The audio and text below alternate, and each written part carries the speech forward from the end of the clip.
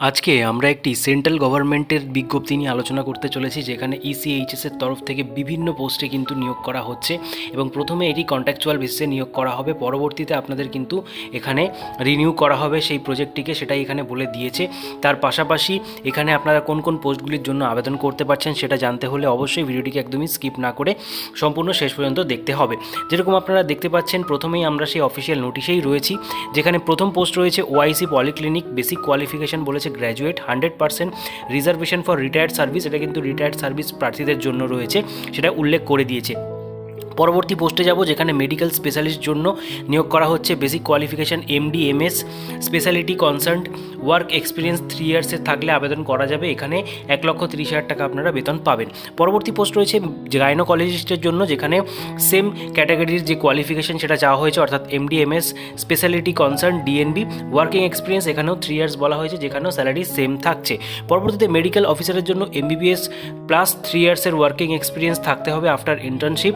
অবশ্যই প্রেফারেবল কিছু কোয়ালিফিকেশান রয়েছে, যেটা থাকলে অবশ্যই আপনারা কিন্তু অগ্রাধিকার পাচ্ছেন। 66 বছর অবধি আপনারা এখানে আবেদন করার সুযোগ পাচ্ছেন এবং 40% রিজার্ভেশন কিন্তু সিভিলিয়ানসদের জন্য এখানে থাকছে। 21টি ভ্যাকেন্সি রয়েছে, 95,000 টাকা মতো আপনারা বেতন পাবেন। পরবর্তীতে ডেন্টাল অফিসারের জন্য যে ভ্যাকেন্সি রয়েছে, সেখানে বিডিএস, ওয়ার্কিং এক্সপিরিয়েন্স 3 ইয়ার্সের চাওয়া হয়েছে। অবশ্যই প্রেফারেবল এখানে বলে দিয়েছে যে মেডিকেল সার্জারি, কম্পিউটার নলেজ থাকলে অবশ্যই আবেদন করা যাবে এবং আবেদন করলে একটা অগ্রাধিকার পাওয়া যাবে। এজ 63 ইয়ার্স অবধি রাখা হয়েছে, এখানেও সেম স্যালারি থাকছে আগের পোস্টের মতোই। পরবর্তীতে রেডিওগ্রাফার যে পোস্ট রয়েছে, সেখানে বেসিক কোয়ালিফিকেশান বলে দিয়েছে diploma or class 1 radiographer course, তার সাথে কম্পিউটার নলেজ থাকতে হবে এবং ওয়ার্কিং এক্সপিরিয়েন্স অবশ্যই 5 ইয়ার্সের থাকতে হবে ল্যাবরেটরি অ্যাসিস্ট্যান্ট হিসাবে। ঠিক আছে, এখানেও কিন্তু 30% রিজার্ভেশন থাকছে, যেটা সিভিলিয়ানসদের জন্য। ল্যাবরেটরি অ্যাসিস্ট্যান্টের জন্য যে ভ্যাকেন্সি, সেখানে ডিএমএলটি চাওয়া হয়েছে for civilian and class 1 laboratory tech course থাকতে হবে ফর ইএসএম। ঠিক আছে, এখানে আপনাদের 30% রিজার্ভেশন থাকছে সিভিলিয়ানসদের জন্য। অবশ্যই এজ রয়েছে 56 ইয়ার অবধি আপনারা আবেদন করতে পারবেন। ল্যাবরেটরি টেকনিশিয়ানের জন্য যে ভ্যাকেন্সি, সেখানে বিএসসি মেডিকেল ল্যাব টেকনোলজি আর ডিএমএলটি যদি থাকে তাহলেও আবেদন করা যাবে। এখানে আপনাদের রিজার্ভেশন থাকছে 30% মতো।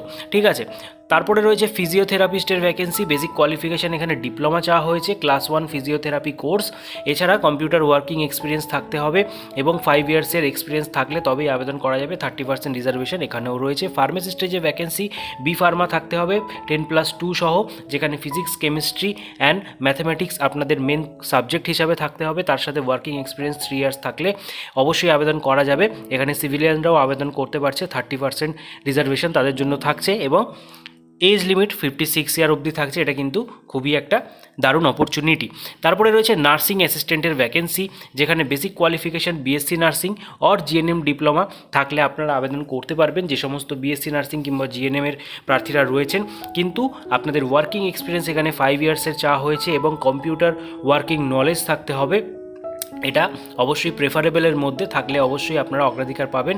এজ বলে দিয়েছে 56 ইয়ার অবধি। ঠিক আছে, যারা 56 ইয়ার্সের মধ্যে রয়েছেন এবং এক্সপিরিয়েন্স সহ, তারা কিন্তু অবশ্যই এখানে আবেদন করুন। তারপরে রয়েছে ডেন্টাল হাইজিনিস্ট অ্যাসিস্ট্যান্ট অ্যান্ড টেকনিশিয়ানের ভ্যাকেন্সি, অবশ্যই ডিপ্লোমা হোল্ডার হতে হবে ডেন্টাল হাইজিনের উপরে। তার সাথে কিছু কোর্স করা থাকলে, যেরকম ডেন্টাল হাইজিনিস্ট অ্যাসিস্ট্যান্ট 3 ইয়ার্সের ডেন্টাল ল্যাবরেটরি যে এক্সপিরিয়েন্স, সেটা থাকলে অবশ্যই আবেদন করা যাবে। এখানেও রিজার্ভেশন থাকছে। পরবর্তীতে ড্রাইভারের জন্য যে ভ্যাকেন্সি, ক্লাস 8 পাসে আবেদন করা যাবে, তবে 5 ইয়ার্সের working experience as a driver থাকলে তবেই কিন্তু আপনারা এখানে এলিজিবল এবং এখানে সিভিলিয়ানসরাও আবেদন করতে পারছেন। 53 ইয়ার্স অবধি এখানে রয়েছে সেই এজ লিমিট। ফিমেল অ্যাটেন্ডেন্টের জন্য যে ভ্যাকেন্সি রয়েছে, অবশ্যই বেসিক কোয়ালিফিকেশান লিটারেট হতে হবে, তার সাথে ওয়ার্কিং এক্সপিরিয়েন্স 5 ইয়ার্সের as a civil or army health ইনস্টিটিউশনে কাজ করার থাকলে তবেই কিন্তু এখানে সিভিলিয়ানসরাও আবেদন করতে পারছেন। এছাড়া চৌকিদারের জন্য 8 পাসে আবেদন করা যাবে। এছাড়া সাফাইওয়ালার জন্য আপনারা যদি বেসিক লিটারেট হন এবং 5 ইয়ার্সের ওয়ার্কিং এক্সপিরিয়েন্স থাকে, অবশ্যই আবেদন করতে পারবেন। সিভিলিয়ানরা ডেটা এন্ট্রি অপারেটরের জন্য ভ্যাকেন্সি থাকছে।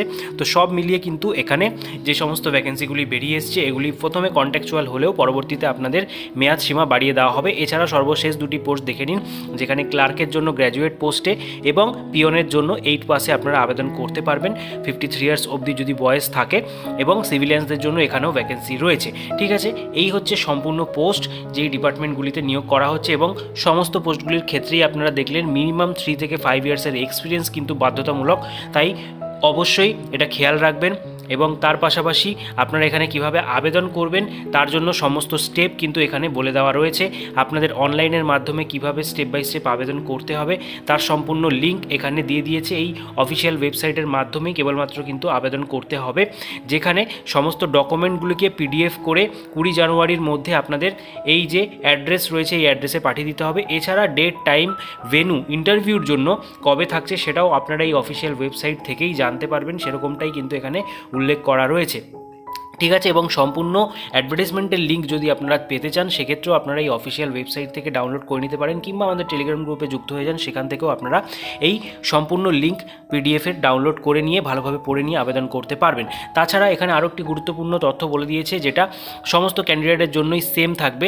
যেরকম কী ডকুমেন্ট ক্যান্ডিডেটকে ক্যারি করতে হচ্ছে, সেটা হচ্ছে proof of date of birth, যেখানে 10th অফ মার্কশিট কিংবা সার্টিফিকেট আপনারা নিতে পারেন, Aadhaar card both side, medical fitness certificate, medical dental council registration certificate, medical dental registration renewal slip, এছাড়া ভ্যালিড ড্রাইভিং লাইসেন্স। অর্থাৎ যেই পোস্টের জন্য আবেদন করছেন সেই অনুযায়ী কিন্তু এখানে সমস্ত ডকুমেন্টস আপনাদের নিয়ে যেতে হবে। যারা ড্রাইভারের জন্য আবেদন করবেন তাদের ভ্যালিড ড্রাইভিং লাইসেন্স থাকতে হবে, এডুকেশন কোয়ালিফিকেশনের সমস্ত সার্টিফিকেট এবং এক্সপিরিয়েন্স সার্টিফিকেট নিয়ে সেগুলিকে অবশ্যই যেরকমটা আপনাদের এখানে অ্যাড্রেস দিয়ে দিয়েছে এই অ্যাড্রেসে পিডিএফ ফরম্যাটে কিন্তু পাঠাতে হবে। 20 জানুয়ারি অবধি লাস্ট ডেট রয়েছে। ঠিক আছে, এছাড়া আর কোনো রকম আবেদন মূল্য এখানে নেই। ঠিক আছে, তো এই প্রসেসে আপনারা কিন্তু এখানে এই ওয়েবসাইটের মাধ্যমে ভিজিট করে আবেদন করতে পারেন, এবং যারা সিলেক্টেড হবেন সেক্ষেত্রে কিন্তু আপনাদেরকে এই অফিসিয়াল ওয়েবসাইটের মাধ্যমেই জানিয়ে দেওয়া হবে কারা কারা সিলেক্টেড হয়েছেন। সেখানেই আপনারা ইন্টারভিউ ডেট, টাইম, ভেন্যু সমস্তটাই জানতে পারবেন, এবং সেখানে গিয়ে সরাসরি আপনারা ইন্টারভিউটা অ্যাটেন্ড করলে তার পরবর্তীতে যে প্রসেস রয়েছে সেটা আপনাদেরকে জানিয়ে দেওয়া হবে। তার পাশাপাশি আপনারা ECHS এর এই অফিসিয়াল ওয়েবসাইটেও ভিজিট করতে পারেন, সেখানেও নিত্য নতুন জব আপডেট আপনারা পেয়ে যাবেন। তাছাড়া আপনাদের যদি কোনো রকম কোয়ারি থাকে সেক্ষেত্রে সকাল 9টা থেকে 2টোর মধ্যে এই নাম্বারে ফোন করে আপনারা এই রিক্রুটমেন্ট সহ সমস্ত তথ্য জেনে নিতে পারেন।